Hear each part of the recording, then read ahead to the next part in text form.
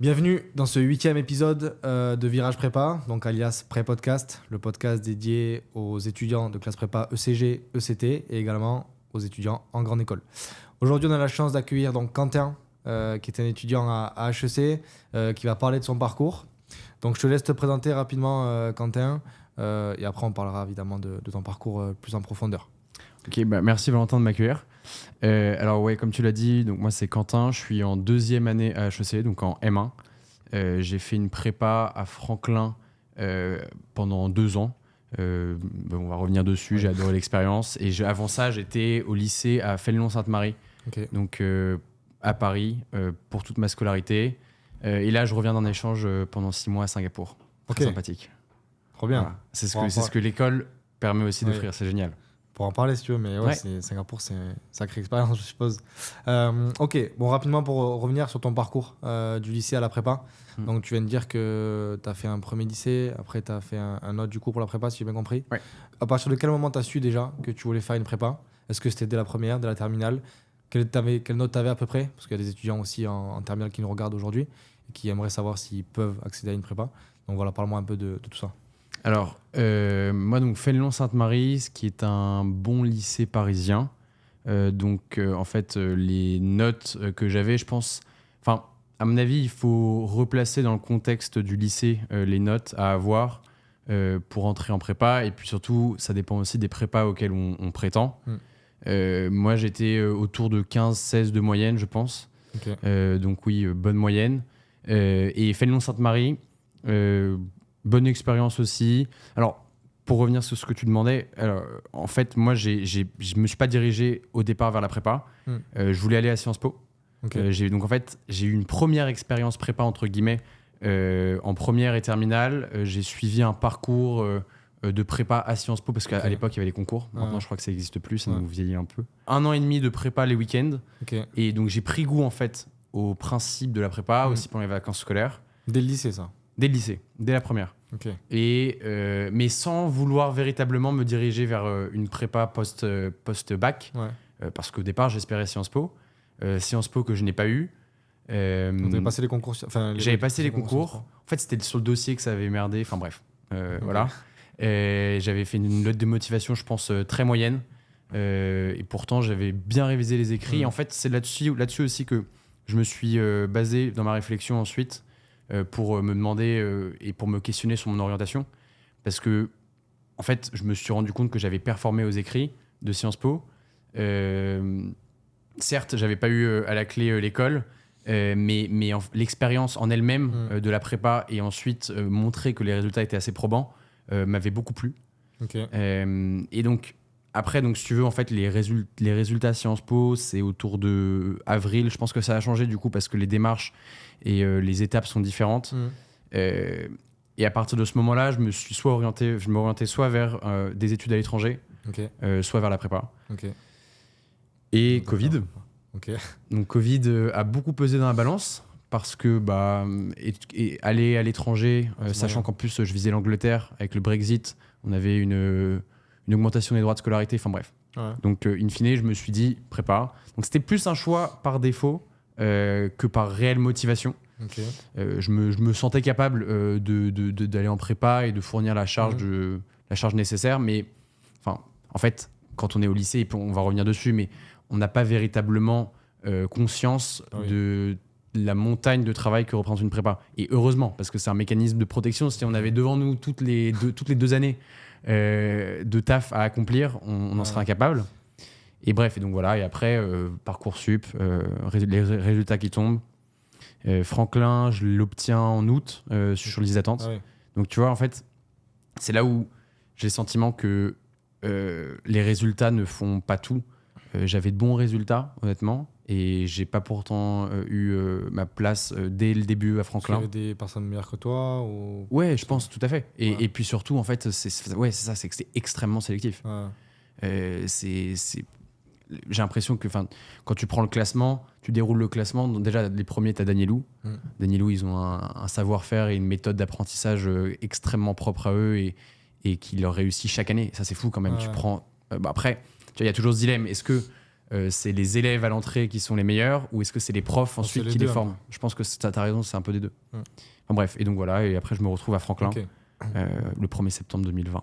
Voilà. Et c'est intéressant parce qu'on n'a jamais vraiment parlé d'échec, entre guillemets, dans ce podcast. Je pense que dans le fait que tu ne sois pas admis à Sciences Po, tu l'as considéré comme un échec, je suppose, quand même, carrément, même. Tout à fait. Comment tu as réussi à te relever par rapport à ça? Franchement, tu relativises vite quand même. C'est jeune aussi, non? Ouais, c'était au lycée. Ouais, mais c'était pas un choc terrible non plus. Enfin, je veux dire, je m'étais mis en tête que Sciences Po me plaisait, mais j'avais pas non plus les tenants et les aboutissants pour comprendre comment ça allait impliquer, comment ça allait impacter mon parcours. Donc, enfin, ça a été difficile, mais en fait, j'avais beaucoup d'autres opportunités alternatives. Et ça m'a pas plus accablé que ça, quoi. Ouais, tu t'es quand même bien relevé au final, vu l'école que tu as eue. Ok, maintenant plus sur la prépa en elle-même, en termes de routine par exemple. Est-ce que quand tu étais en prépa, tu avais des routines qui étaient bien précises, première, deuxième année? Hier, typiquement, j'ai eu un podcast avec une élève qui est à l'ESSEC, qui est colleuse également à Auch, à Versailles, et qui avait des routines vraiment impressionnantes. Elle se levait à 6h du matin, elle faisait 1 heure de maths le matin. Le midi, c'est son heure de pause. Le soir, même avant de partir au lycée, elle faisait 15 minutes de langue. Enfin, un truc vraiment, je ne sais pas comment elle faisait. Est-ce que toi, tu es dans le même cas ou est-ce que tu étais un peu plus au feeling? Comment tu faisais? J'ai le sentiment que pour grossir un peu les traits, il y a 2 écoles. Tu as ceux qu'on envie tous, qui réussissent la prépa sans avoir... travail d'arrache-pied, tu vois, qui ont juste presque la science infuse. C'est surtout vrai dans les prépas et filières ingénieurs. Ouais. Et après, tu as ceux qui vont, comme cette fille de l'ESSEC, surtravailler, tryhard pendant 2 ans et obtenir aussi une école géniale. Moi, je suis plutôt dans cette deuxième case, sans aller jusqu'à me réveiller aux aurores. Je pense qu'avant de te parler de mes méthodes de travail, si tu veux bien, je vais juste revenir sur... Franklin, parce que ça a beaucoup d'éteint et imprimé sur ma méthode ensuite, parce que j'ai été extrêmement séduit par Franklin. C'est un lycée privé parisien jésuite, donc si tu veux, qui a une réputation souvent assez négative dans les médias et puis auprès du grand public, mais c'était formidable, franchement. C'est une institution donc historique, qui réussit à souder les élèves comme aucun autre établissement ne le fait. Même Danielou pourrait nous envier un peu sur certains aspects. Et franchement, c'était génial. On a été directement mis dans le bain avec un whey qui est loin du whey des grandes écoles, extrêmement arrosé et festif. Là, c'était un peu un whey scout, j'ai envie de dire. Et enfin bref, c'était le meilleur moyen de se rencontrer. Donc en fait, dès le 2e jour, quand on est rentré sur les bancs, on se connaissait tous et on savait qu'on était embarqués dans une même aventure. Et ça, je pense que c'est extrêmement crucial pour une prépa, parce que ça te permet ensuite d'avoir tout au long des 2 années une ambiance de solidarité plus que de compétition, tu vois. Et donc, pourquoi est-ce que je faisais cet aparté? C'est parce que ensuite, cette solidarité, elle m'a tout de suite servi et porté pour mettre en place mes méthodes de taf. En gros, moi, j'arrivais avec, franchement, et sans modestie, sans prétention, avec un peu d'avance par rapport au reste de la promo, parce que j'avais été dans un bon lycée parisien. Et dès les premières semaines, tu te rends compte vraiment aussi des énormes écarts qu'il peut y avoir au sein d'une même promo et au sein d'un établissement aussi prestigieux que Franklin.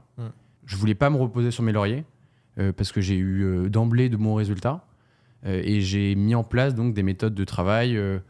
En première année, c'est toujours un peu balbutiant. Enfin, tu as toujours tendance en première année à te calibrer, mettre tout en place et ça prend du temps nécessairement. Donc je pense que si je peux donner un conseil, c'est que il faut pas non plus se presser. Il faut laisser un peu décanter les premières semaines pour voir comment ça évolue, comment est-ce qu'on réagit à la prépa et comment est-ce qu'on fonctionne. Parce que je pense qu'il y a une première phase introspective, tu sais, au cours des premiers mois où tu te demandes presque métaphysiquement, ok, moi, comment est-ce que je vais fonctionner, quelle est ma méthode de taf. Justement, tu le disais, est-ce que moi je vais me lever le matin ou est-ce que je vais me coucher le soir, est-ce que j'ai besoin de faire 2 heures de sport par jour. Enfin, tu vois, tu as besoin de mettre tout en place et de tester un peu tout. Donc je pense que tu as une première phase de test. C'est pour ça que c'est important de ne pas se décourager aussi. Carrément. Ouais, c'est vrai qu'en plus, moi j'ai eu de la chance parce que ça a tout de suite marché. Et j'ai tout de suite eu un bon feeling avec ma méthode de travail.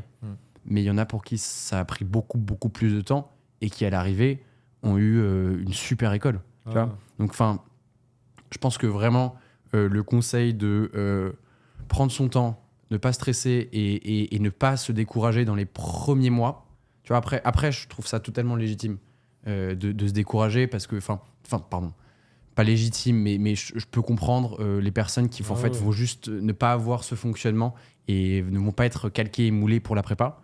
Il y en a, ils sont juste pas faits pour ça, hein. Même s'il y en a, ils sont peut-être plus intelligents que ceux qui vont réussir. Il y en a, ils aiment pas ça, quoi. Carrément. Mais tu vois, je pense que pour ceux qui quittent le navire en cours de route, il faut au moins qu'ils aient le confort de partir sans regret, quoi. Tu vois, de se dire, au moins j'aurais tout testé. Je vois que ces méthodes sont pas faites pour moi, je vois que l'enseignement me convient pas, etc. Et du coup, je me redirige. Mais à mon avis, tu es obligé de passer par 3 mois de zone tampon où juste tu testes plein de trucs et tu vois comment ça fonctionne, quoi. De toute façon, d'entrée, en général, tu prends les cartons, logiquement. Ouais. Bon, toi, non, mais après les cartons, ils étaient quand même bien là. Hein. Enfin, je veux dire, tu passes d'un 15 de moyenne à un 10-12, tu vois. Et encore 10-12, c'est quand même... Ouais, non, mais oui, c'était... Mais bon, tu vois, par exemple, c'était aussi très hétérogène.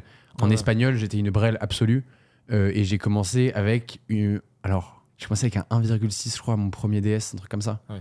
Donc, ça peut être décourageant. Après, l'espagnol, c'est la matière la moins coefficientée. Mais non, oui, j'ai eu beaucoup de chance. Beaucoup de chance. Ok. Non, mais c'est intéressant d'avoir ton retour par rapport à un très bon lycée parisien dans lequel, on va dire, tout s'est quasiment bien passé aussi. Ouais. Et c'est important de le souligner dans le sens où c'est possible que la prépa se passe très bien aussi. Ouais. Justement, est-ce que tout s'est vraiment bien passé ? Est-ce que tu as rencontré des obstacles comme, on va dire, 90% des étudiants en prépa ? Ou est-ce que vraiment, pendant 2 ans, c'était parfait ? En fait, là, du coup, là, je m'étais focalisé sur la première année et le début de première année. Et au départ, les obstacles, je les sentais pas, pour être tout à fait honnête. J'avais conscience que le rythme avait bien évolué par rapport au lycée, mais les notes suivaient, étonnamment. Et puis j'étais dans le haut du panier. Et en fait, pour donner une image, j'ai le sentiment que, tu vois, en fait, moi je commençais une course de 110 mètres haies avec des haies beaucoup plus basses que les autres. Et en fait, les haies commençaient à monter au fur et à mesure. Toute proportion gardée, bien évidemment, parce que je me maintenais dans le premier tiers de la classe. Et en fin de première année, je crois que j'étais pas mal descendu dans le classement. Parce qu'en fait, il y a un rééquilibrage qui s'opère aussi. Tu as ceux qui viennent de lycée avec un enseignement peut-être moins poussé qu'a Fénelon, et qui vont en fait avoir un effet catalyseur. Ils vont être extrêmement motivés et ils vont avoir la niaque, le couteau entre les dents, et ils te remontent 40 places, quoi.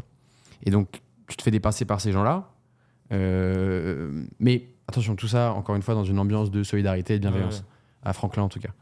Et après il y a eu des obstacles. Enfin, si je prends les deux années, bien évidemment, genre, ça serait se leurrer que de se dire que j'ai jamais eu d'obstacles, que j'ai jamais dû surpasser des périodes difficiles. Mais je pense qu'en fait aussi, il y a un détail, et c'est celui que j'avançais au départ, c'est que Franklin nous a beaucoup à je me suis fait des potes en or, et ça m'a permis, je pense, d'anesthésier un peu la douleur de la prépa, tu vois. Okay. Et à mon avis, c'est la leçon à retenir pour la prépa, c'est que tu te fais des amitiés de malades qui vont te suivre pendant très très longtemps. Et surtout, en fait, à la différence des amitiés d'école ou des amitiés que tu pourrais te faire ailleurs, c'est des amitiés des personnes que tu vas rencontrer dans des moments très difficiles. Tu vois, tous dans le même bateau, Ouais. tous dans des situations compliquées. Et c'est ça qui au final, Ouais, soude et c'est carrément. Et je pense que c'est.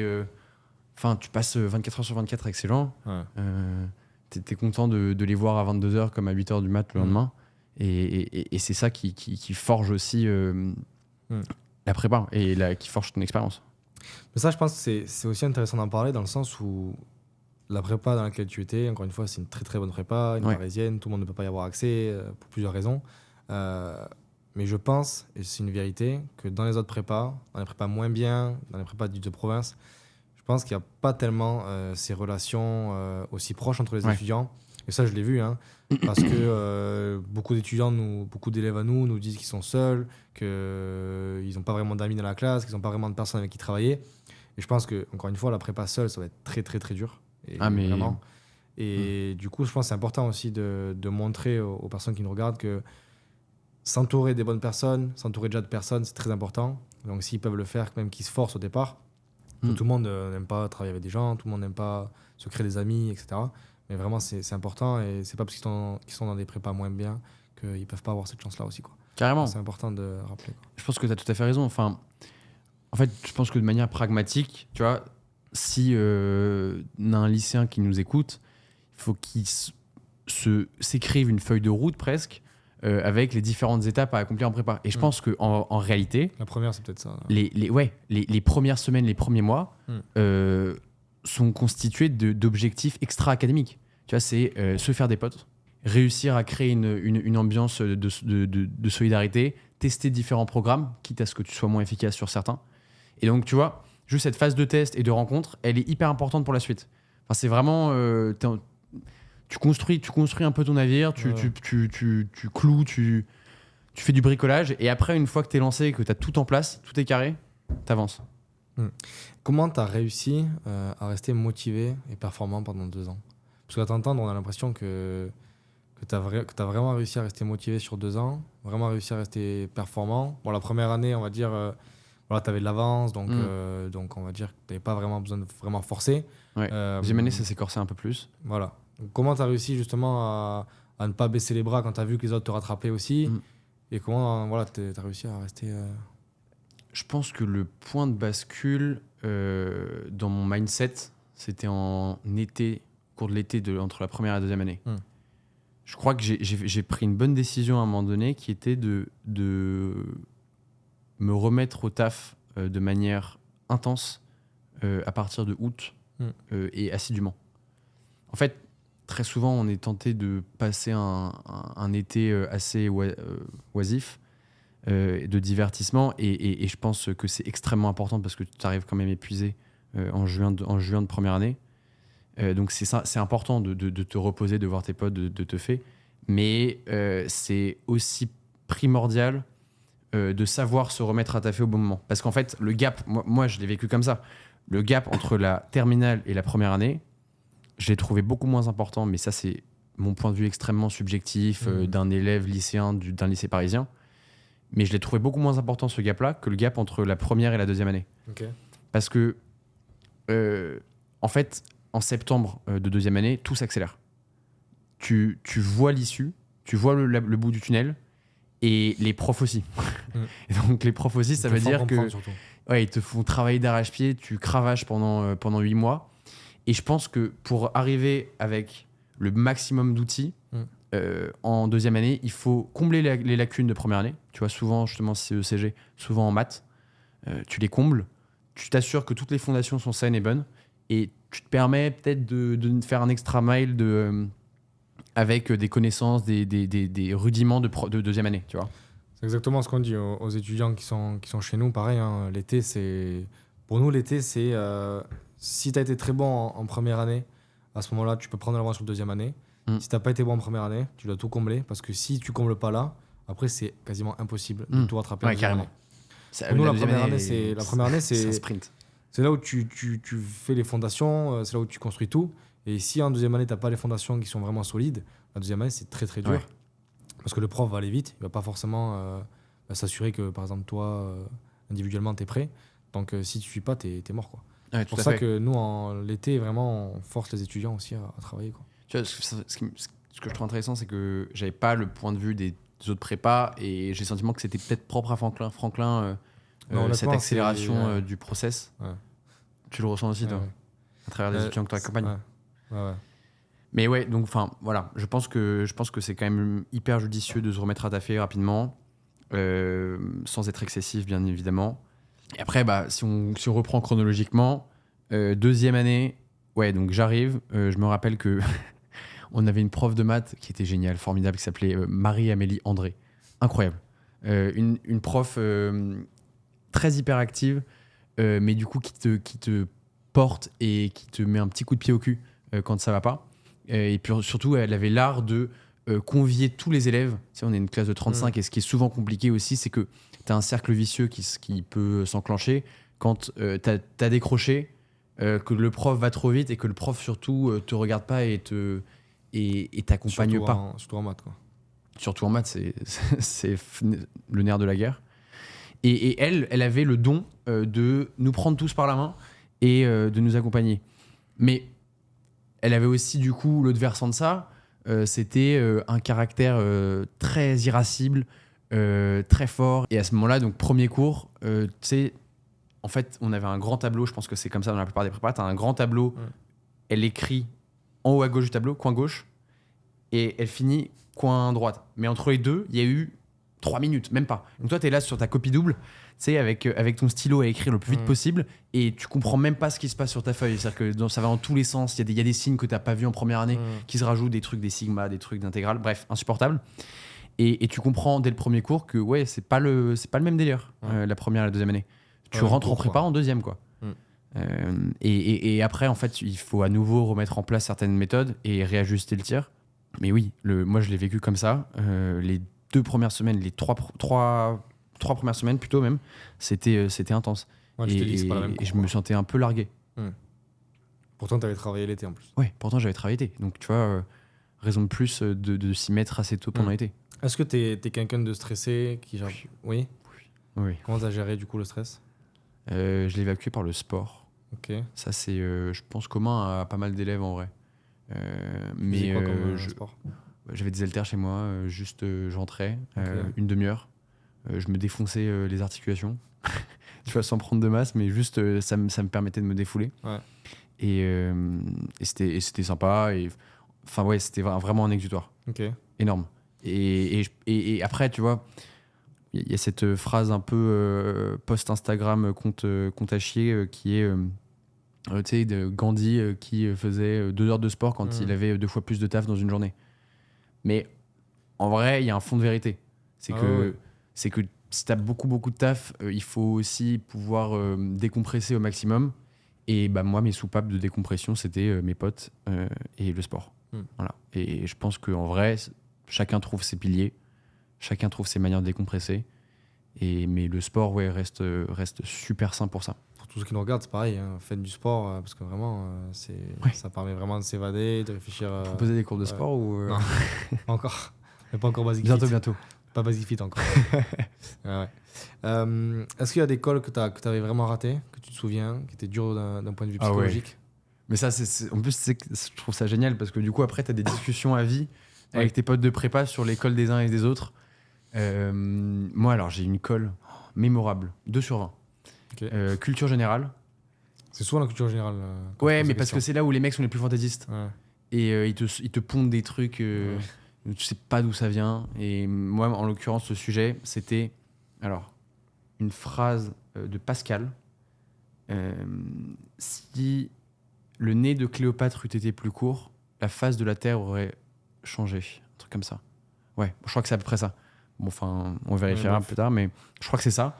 Et donc, quand tu tombes face à ça, que tu as 20 minutes de préparation, tu comprends pas. Et en fait, j'avais fait en plus une colle totalement à part, hors sujet. Vraiment, j'avais dévié. Je m'étais dit, je pense de manière assez stupide, que la taille du nez, dans l'imaginaire collectif, était une allégorie du mensonge. En fait, c'est Pinocchio. Okay. Et donc, j'avais relié à Pinocchio le sujet. De manière vraiment téléphonée, enfin c'était nul. Ouais. Et le mec à la fin m'avait dit mais pas du tout, comme ça. Tu sais, il m'avait fait un petit rire comme ça, assez narquois.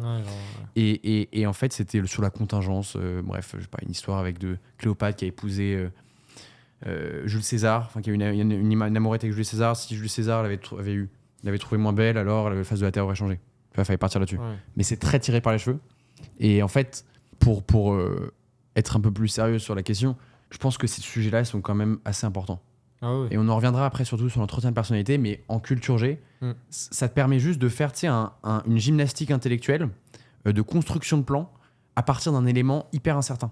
Et du coup, tu suis une méthodologie et ça te marque. C'est-à-dire que moi, je pense que je me rappelle des parties que j'avais écrites sur ce sujet-là. Ça m'a traumatisé. Mais sauf que ça m'a traumatisé dans le bon sens du terme. Ouais. Et enfin, traumatisé, je dramatise tout à fait. Mais du coup, juste, tu sais, ça te permet de garder les bons axes. Et après, tu te souviens mieux de la correction quand c'est un sujet totalement what the fuck. Et justement, par rapport aux écoles de commerce, aux entretiens, comment se démarquer lors des entretiens? Ça, je pense que c'est une très bonne question parce que on néglige trop souvent la préparation aux entretiens de perso qui ramenait au coefficient même des écrits à une part extrêmement importante. C'est-à-dire que je crois que je sais plus dans quelle école, mais je crois qu'à l'EM, c'est la moitié de tes oraux, voire les 3/4. Sauf que quand tu ramènes ça aux écrits, c'est la moitié des écrits. Enfin, c'est la moitié du concours global pour l'EM. Ce qui est dur mentalement, c'est que quand on passe les écrits, qu'on est admissible, on a trop tendance, enfin le cerveau, je pense, actuellement, a trop tendance à se projeter. C'est normal, tu vois. Mais derrière, il s'imagine pas qu'en fait, il y a un truc encore plus, pas plus dur, mais différent, et que pour certains, peut être beaucoup plus dur, et qu'il peut faire encore plus mal, justement. Et l'entretien de perso, en plus, contrairement aux autres matières, il suffit de pas grand-chose pour avoir une bonne note. Tu vois, les maths, tu peux trimer pendant 2 ans et tu mangeras ton 5 au concours, quoi. Ouais, mais alors que l'entretien de perso, en réalité, on te demande juste d'être toi-même, mais de savoir cadrer un peu tes expériences, de savoir parler de toi, en fait. Et moi, alors, justement, j'étais très mauvais en prépa sur l'exercice. À chaque fois, j'avais des coups de malchance. Je me souviens, j'étais arrivé à un entretien de perso blanc, les mains pleines de cambouis de vélo, parce que je m'étais enraillé le vélo. Bref, j'arrivais transpirant. Tu vois, les pires expériences. Et après, du coup, j'hésitais et ma langue fourchait pendant tout l'entretien. Donc, in fine, je me tapais une mauvaise note. Mais après ça, en fait, entre les écrits et les oraux, j'ai rencontré un mec, un pote de mes parents, qui m'a fait venir chez lui et qui m'a fait passer un entretien. Parce que je pense qu'il devait faire passer pas mal d'entretiens d'embauche. Donc, il avait un peu l'art de la quintessence de l'entretien où tu sais t'exprimer et tu sais passer par des portes dérobées pour éviter de tomber dans les pièges. Et en fait, ça, je pense que c'est le conseil que je donnerais le plus, c'est ne pas tomber dans les pièges. Parce qu'en fait, on te tend des pièges constamment en entretien. On te pose des questions, on s'attend que tu répondes oui ou non. Il faudra argumenter derrière pour t'en sortir. De toute façon, le but des entretiens, c'est de te piéger au final. C'est de tester et de te piéger, quoi. Et toi, en fait, c'est un putain de cache-cache, c'est un Pac-Man, le truc. Et le mec, donc, je m'étais posé c'est chez lui. J'arrive, tu sais, un peu introverti, salut, etc. Et il me dit, première question, y a-t-il trop d'arabes en France? Non. Et là, je me rappelle super bien. Quoi? Et en fait, le fond de la question importe extrêmement peu. Le plus important, c'est la manière que tu vas utiliser pour te dépatouiller et sortir de ce piège apparent. Parce que si tu réponds oui ou non, il y a un problème. Tu vois, tu sais pas la personne que tu as en face de toi, tu connais pas ses opinions politiques, donc tu sais pas ce qu'il pensera de ta réponse. Et donc, par exemple, si on reprend l'exemple de cette question, je me rappelle très bien du conseil qu'il m'avait donné, c'est en fait, tu vas pas répondre oui ou non, tu vas dire mais l'enjeu, c'est pas le nombre, c'est l'intégration. C'est les politiques publiques qui sont mises en place. Alors, on peut juger les politiques publiques d'un gouvernement et en fait, tu dévalides un peu d'une certaine manière la question en déplaçant le sujet. Et c'est ce qu'il faut faire sur toutes les questions un peu épineuses comme ça, qu'on retrouve très, très, très souvent en entretien et que moi, j'ai pu expérimenter lors de mes entretiens d'école. Et donc, voilà, sur ces questions-là, je pense que c'est dévier le sujet. Puis après, il y a un autre point sur des questions à part. Cela, c'est des questions épineuses, des questions beaucoup plus classiques de présentez-vous, quelles sont vos expériences, quelle est votre passion, etc. Je pense que là, c'est... Ça se prépare, ça. Ouais, c'est ça, c'est du taf en amont, mais surtout en veillant à être structuré. Parce que Tu sais, t'as ces chiffres accrocheurs que t'entends les conférences TEDx, c'est les mecs en face de vous, ils retiennent 10% de ce que vous dites. En fait, 90%, c'est votre gestuelle, la manière de vous comporter, de regarder, etc. Et je pense que c'est pas faux. Et en plus, au sein des 90% restants, il y a aussi la structure. Le fond sera beaucoup moins important que la forme, même s'il faut quand même avoir du grain à moudre. Il faut vraiment veiller à être structuré. Ouais. Ok. Voilà. Qu'est-ce que tu penses, toi, des cours particuliers, des accompagnements par des personnes comme toi, qui sont passées par une grande école, qui ont fait une bonne prépa, qui ont réussi? Qu'est-ce que tu penses de ça? Je pense que c'est très important pour certaines personnes qui auraient du mal à trouver de la motivation. Parce qu'au-delà, en réalité, de l'apport académique, c'est aussi pas mal de motivation parce que tu rencontres des gens qui ont réussi la plupart du temps et qui sont passés par la même période que toi. Et à mon avis, ça permet de te remotiver un peu. Et surtout, c'est des conseils précieux parce que c'est des conseils extérieurs à ton expérience, le nez dans le guidon. C'est ce que je dis à chaque fois, c'est qu'aujourd'hui, je sais pas si c'est le cas dans ta prépa, mais à Ginette, partout, ils arrivent, ils ont un mentor, quelqu'un qui est passé par HEC, je sais pas si tu savais. Je sais pas. Ils ont un mentor, ce mentor-là, dès le premier jour de prépa, il leur donne tous les conseils pour réussir, comment travailler, comment s'organiser. Et ça vaut de l'or, tu vois. Et aujourd'hui, un étudiant qui est dans une prépa moyenne n'a absolument pas accès à ça, il n'aura jamais accès à ça. Et c'est une perte de temps, c'est une perte de niveau énorme par rapport aux autres étudiants des prépas parisiennes souvent. Donc, d'où l'importance, encore une fois, d'avoir quelqu'un qui peut te conseiller, quoi. Ouais, et c'est aussi, tu vois, de manière très pratique, en fait, au-delà du cours aussi, et de l'accompagnement d'un prof sur une question précise en maths, en CG ou autre, tu as aussi des questions de fiches, de fiches qu'on peut transmettre. Et ça, en vrai, c'est une mine d'or. Moi, j'ai pratiquement fait ma prépa sur des fiches qui avaient déjà été réalisées par un mec au-dessus de nous, tu vois. Et en fait, ça m'a permis de gagner énormément de temps. Je sais pas si l'adage qu'on entend en prépa, fais ta fiche, tu réussiras, etc., est vrai. Nous, les fiches, on les donne. Hein. Enfin, nous, les fiches, que ce soit géopolitique, ESH, économie, management, maths même, on les donne à nos étudiants. Elles ont été faites par les profs en amont. Chaque année, elles sont réactualisées. En fait, les fiches, c'est pas primordial de les réaliser soi-même. Je pense que c'est important de se les réapproprier, en revanche. Mais après, tu vois, le travail d'exécutant, de rédaction, je sais pas s'il est essentiel. Je pense que ça dépend des personnes. Hein. Il y a des personnes qui apprennent de manière visuelle, il y en a qui apprennent en écrivant, en écoutant. Ça dépend. Mais forcément, qu'au final, ce qui compte, c'est avoir une fiche devant soi qui est claire, dans laquelle tu as tout ce que tu dois connaître. Et après, c'est pas parce que tu écris 3 lignes en la faisant que tu vas apprendre. Tu vas vraiment apprendre sur le long terme et au fur et à mesure, quoi. Donc, et après, tu vois, encore une fois, oui, c'est ce que tu disais là, à l'instant, c'est tous les conseils qu'on donne à ce micro restent subjectifs. Et puis, tout est à modifier et à revoir selon les tempéraments. C'est difficile de dégager de grandes lois universelles sur la prépa, parce que c'est une expérience que tu vis qui se situe entre toi et toi-même. Et donc, c'est pour ça que j'insiste à nouveau sur la nécessité, en revanche, de se trouver dans les premières semaines et de véritablement privilégier la recherche d'une méthode de travail adéquate et adaptée à ta personnalité. Tu vois. Ok. Pour finir, dernière question, quel conseil tu donnerais à un étudiant qui passe les concours dans 2 mois? Dans 2 mois? Là, on est en février. Ouais. Qui passe écrit comme autour du 16. Quel conseil tu auras à lui donner par rapport à sa préparation? Comment t'as géré ta période de révision, par exemple? Ouais. Écoute, super question, parce que c'est vrai que la période des révisions, elle est charnière.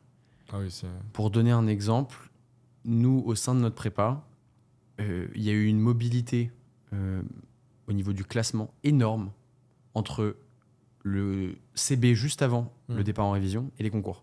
C'est-à-dire que si tu prends le premier CB de deuxième année et le deuxième CB, les changements sont pas impressionnants. Mais en revanche, si tu prends le deuxième CB, tu compares le deuxième CB au classement des concours de notre prépa, moi, je trouve ça fou à quel point les gens, selon encore une fois leur tempérament, sont capables de fournir un travail de sprint dans les dernières semaines et du coup de gagner 25 places. Je pense que c'est là où on apprend le plus. Hein. Ouais. C'est là où honnêtement, quelqu'un qui a du retard, en 2 mois, s'il est vraiment... Là, s'il commence maintenant, à fond... Après, je dis pas en langue, parce que les langues, c'est un autre niveau, tu vois. Mais en maths, éco, géopo, s'il est vraiment bon, qu'il travaille vraiment intelligemment, je pense qu'il peut vraiment... Ouais, je suis d'accord. Et parce qu'en fait, tu vois, 2 mois avant, en fait, t'es au pied du mur. Ouais, t'as pas le choix, en fait. Après, inversement, si t'as des gens qui sont super chauds pendant 2 ans et qui vont lâcher au dernier moment, et il faut surtout pas, en fait, se reposer sur ses lauriers, comme se dire que tout est fini, qu'on n'y arrivera jamais. En fait, je pense qu'il faut juste rester la tête froide. Son objectif et penser qu'à ça. Et de manière pratique, parce que je pense que c'est ce qui est le plus utile pour les personnes qui nous écoutent, c'est des conseils pratiques qui peuvent être pris et par tout le monde. C'est pour les révisions de véritablement se fixer des objectifs et se fixer une méthode de travail extrêmement claire et avec un emploi du temps. Moi, en gros, tu vois, on est parti genre le 8 mars, un truc comme ça en révision. On avait 3 semaines. Puis après, on a passé les concours. En gros, du 8 mars au 11 au 3 mai, un truc comme ça, donc presque 2 mois, je savais heure par heure ce que je faisais. Parce que je m'étais dit, et tu vois, sans culpabiliser, parce qu'on a tendance à culpabiliser et à regretter d'avoir perdu du temps de taf, etc. On devient un peu fou et parano.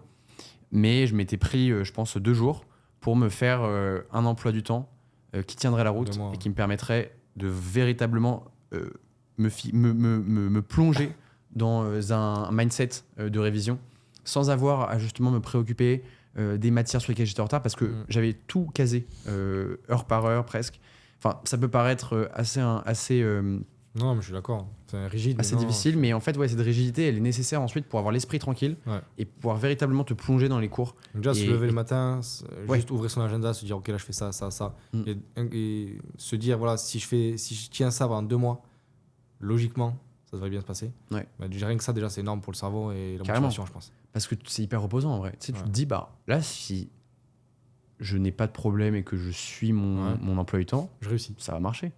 Enfin, tu vois, tu te poses moins de questions. Et du coup, je pense qu'arriver serein au concours, en ayant tout revu, tout relu, c'est primordial parce que c'est énorme. Enfin, il y a un effet tremplin, quoi. En gros, tu te mets dans un mindset, encore une fois, beaucoup plus serein et beaucoup plus apaisé. Et du coup, tu sais où tu vas. Et c'est nécessaire parce qu'en fait, pendant les concours, il faut que tu sois dans une bulle.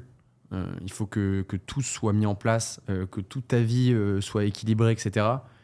Pour réussir à chaque épreuve, au moment où tu retournes la feuille du sujet, à être 100% focus, quoi. Parce qu'en fait, tu vois, c'est 2 semaines qui concentrent 2 années de travail. Et je pense qu'on le répète pas assez, c'est que ça peut être cruel pour certains, parce que le résultat, in fine, sera pas celui à la hauteur de leurs espérances, mais ça peut aussi révéler énormément de bonnes surprises. Tu vois, c'est en 2 semaines que tout se joue. Et donc, si tu arrives serein, normalement, il n'y a pas de problème apparent, tu vois. Après, il y a toujours l'aléa du sujet. Je sais plus ce qu'on avait eu. Nous, on avait une disserte sec en CG qui m'avait pas mal effrayé. C'était quoi, toi, sur quoi? Sur l'amour? Aimé. Ouais, moi aussi. C'est vrai? Ah mais oui, mais donc on est même promo. Ah mais donc on avait passé un truc, tu sais, avec une citation à rallonge. Je sais plus ce que c'était. Citation à rallonge, genre si on est amoureux et un truc extrêmement long. Et donc extrêmement difficile à analyser parce que nous, on a toute l'année eu à analyser des termes, des sujets en 2 phrases, en 2 mots, pardon. Et donc beaucoup plus simple. Bon. Et puis attends, juste un détail aussi, les maths, je voudrais juste revenir là-dessus. Les maths pendant les révisions, je pense que c'est primordial parce que surtout pour les filières ECG. En réalité, si on est en filière ECG, en filière éco, c'est qu'on est mauvais en maths. Enfin, tu vois, sinon on serait tous allés en polytechnique. C'est-à-dire que les maths, c'est pas notre fort. Et même les premiers de promo, ils peuvent absolument pas rivaliser avec les mecs en ingé. Donc en fait, notre technique d'approche pour les maths, elle doit être instrumentale, tu vois, utilitaire. C'est-à-dire que tu te fixes des objectifs d'apprentissage. Moi, je devenais presque autiste sur la question. Tu sais, j'avais mes fiches, je regardais mes points de vigilance et je mémorisais tout, etc. Je me remplissais le crâne. Et je pense qu'en fait, c'est comme ça qu'il faut fonctionner. On peut pas rester dans l'illusion qu'en maths, en prépa, en ECG, on pourra à la fin sortir grandi avec des connaissances hyper métaphysiques sur les maths et prendre du recul. Non, c'est pas possible. Moi, j'ai tout oublié. Je sais pas si c'est pareil pour toi, on a tout oublié. Non, et donc, il faut réussir. Mais après, tu vois, c'est aussi un autre exercice qui est aussi très louable et honorable de prendre un sujet, prendre tous les problèmes, les traiter un par un, et puis savoir exactement ce que tu vas faire quand tu vois ça apparaître sur la question, savoir aller piocher. C'est exactement ce que les profs chez Virage Prépa font. En fait. C'est vrai ? Ouais, genre ils prennent des sujets, ils disent ok, tous ces Virage Prépa. Voilà.